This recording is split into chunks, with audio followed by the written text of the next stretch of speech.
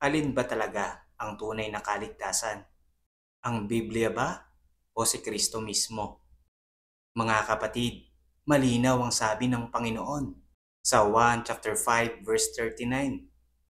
Ibig sabihin, ang Biblia ay patnubay at mga talaan na nagawa ng Diyos sa kautusan at sa pagtubos ng kasalanan.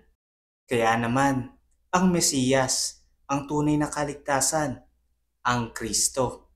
Alalahanin natin ang mga Pariseyo. Mahigpit silang tumalima sa kautusan. Araw-araw nilang binabasa at sinusunod ang kasulatan. Pero nang dumating si Jesus, ang kordero ng Diyos, ang mag-aalis ng kasalanan, hindi nila siya tinanggap.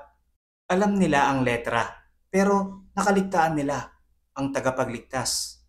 Kaya kapatid, huwag nating limitahan ng Diyos sa pahina ng aklat lamang. Mahalaga ang Biblia. Ito ang gabay natin. Pero tandaan, ang tunay na kaligtasan ay si Kristo, ang nag-alay ng kanyang buhay para sa iyo. Kaya naman hindi sapat na alam mo lang ang kasulatan.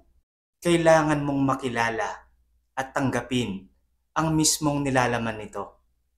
Si Jesus, ang tagapagligtas, ang Kristo. Sa kanyang pagbabalik, handa mo bang tanggapin ang espiritu ng katotohanan? Tignan sa 1 chapter 16 verse 13. Kung gusto mo pang mas lumalim pa dito, samahan mo kami sa Bible study. Tuklasin natin ang buhay at yapak sa salita ng Diyos. Amen. Salamat sa pakikinig. Isa ka sa mga tupa ng Diyos na naghahanap ng kanyang mga yapak. Pagpalain ka nawa ng Diyos.